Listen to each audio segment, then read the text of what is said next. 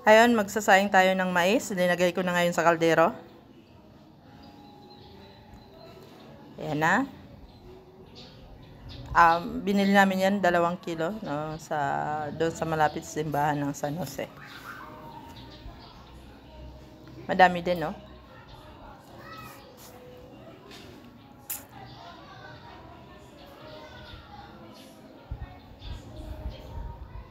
Tapos lagyan na natin ng tubig para para ilaga na. Lagyan na natin yan.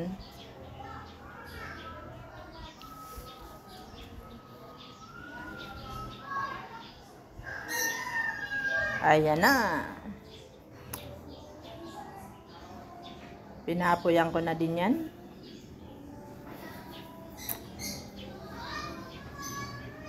May apoy na siya.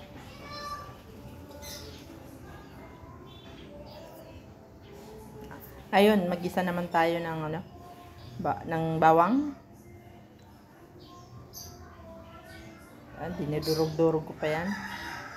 Kasi medyo pinitpit lang yan. Ayan, linagay na natin yung sibuyas. Halo-haloin. Hinahalo-halo ko lang yan. Antayin natin na mag golden brown yung bawang.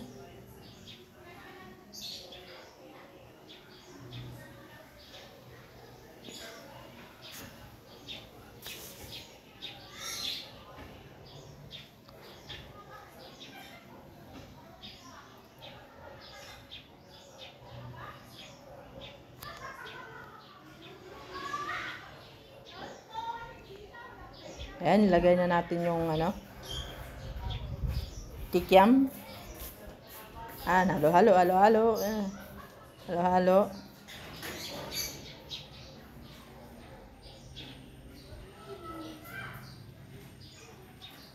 Ayan, nahalo-halo lang natin yan dyan.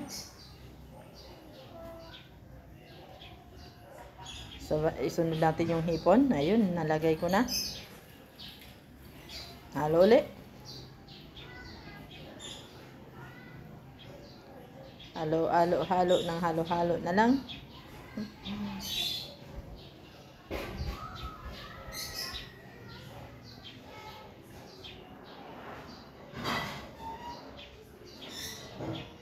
Yan. Balansag natin kikiam and hipon. Lagay na natin ng carrots.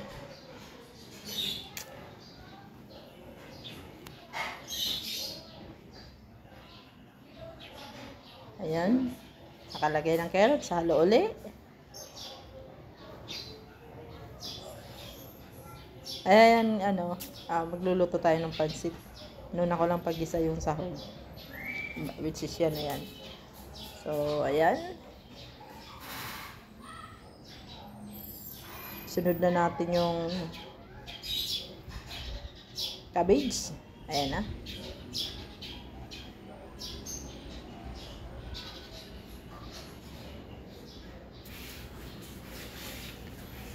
Tapos, halo ulit.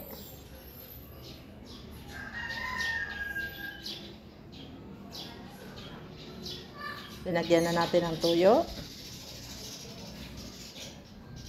Kunti lang para hindi umalat.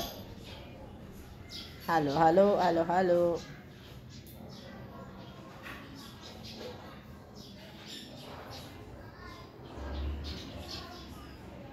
Magic sarap.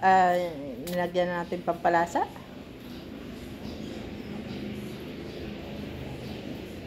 Halo ulit. Sana all. Laging may kahalo. Ayun. Antayin natin na naluto.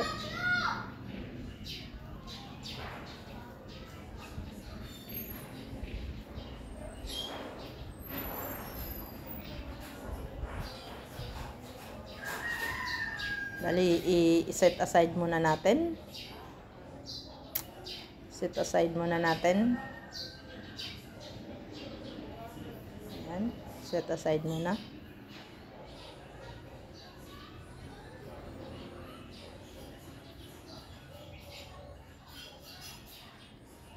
Hindi na natin sinama yung toyo. Dagdagan natin konti ng toyo ulit. Then tubig. Tubig na mainit na para mas mabilis kumulo. Ayan na. Lagyan ng pampalasa. Linagyan ko na din pampalasa. Tapos halo-halo ulit. Ayan, lalagyan na natin yung pansit. Kasi kumulo na din. Dahil mainit nga na tubig ng ating dinagay.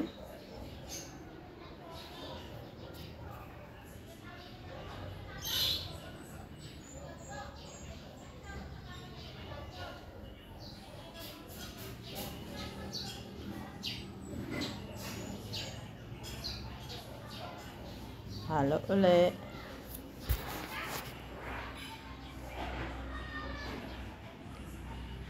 Konti lang na tubig ilinagay natin para hindi siya malata. Mas masarap sa pansit yung medyo tamang luto lang. Tamang luto lang. Parang tamang pagmamahal lang. Ahaha. Ayan. Ibinalik natin yung ating sahog kanina na sinit aside. Ayan na. Pansit gisado. Pansit canton gisado. Ayan yung aking niluluto.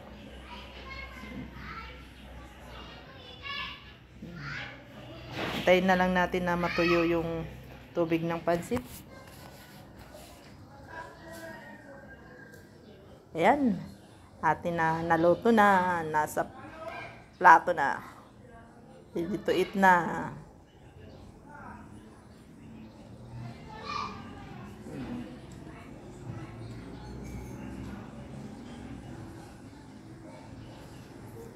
At same time, ayan na din yung mais na ating nilaga kanina.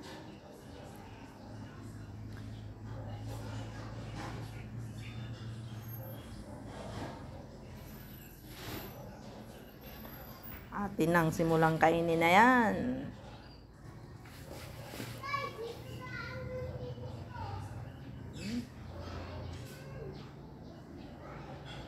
Sarap ng mais na yan, malagkit.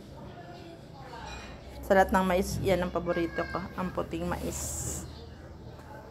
Alright, ayan na. Luto na. Ready to serve na. Ay naman, may iba na naman tayong lulutuin. Patatin. With a twist of string beans. And then bell pepper. Yun yung twist natin. Tingnan nyo na lang pag niloto ko kasi ayan, nire-ready pa lang natin yung mga ingredients.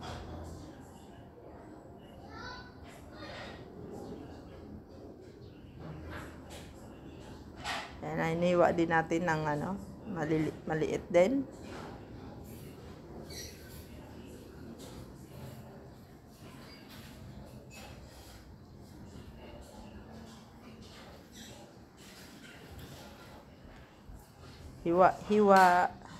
Hinihiwa na natin yung bell pepper para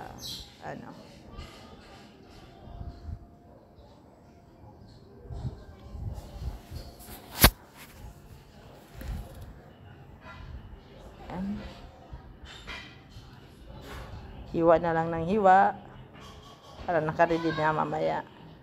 Ayan na, gigisa na natin yung ating bell pepper. Ayan na siya.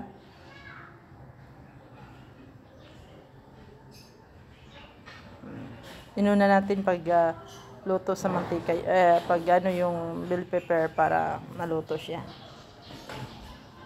Mamaya makikita nyo kung saan ko naman yan ilalagay.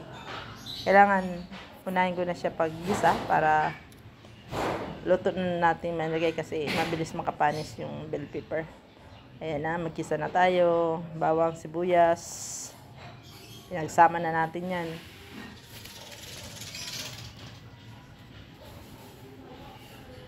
Ayan. Ang bawang, sibuyas, lagi magkasama. Ayan na yung ating pata. Pork pata. Atin ang inihalo doon.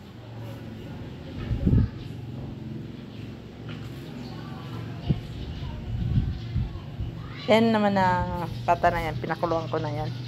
Kaya malambot na.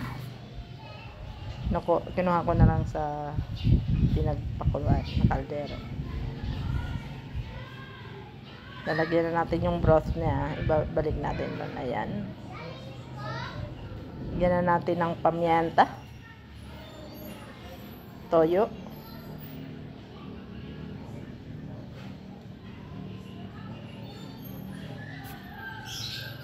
Kunting suka.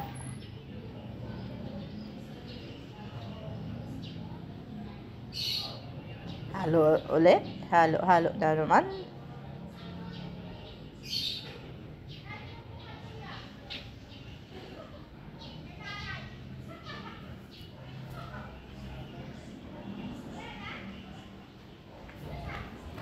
Lagyan na natin ng pampalasa, ketchup.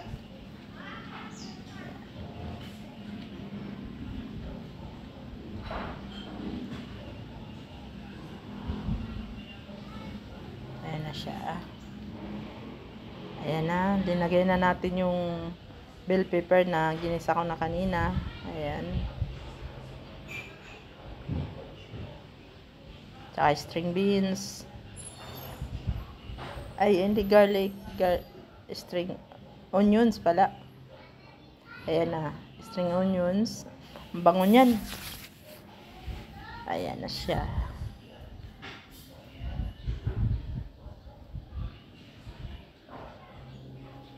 Pati nang nililipat sa pinggan para oras na ng kainan, alas 12 na.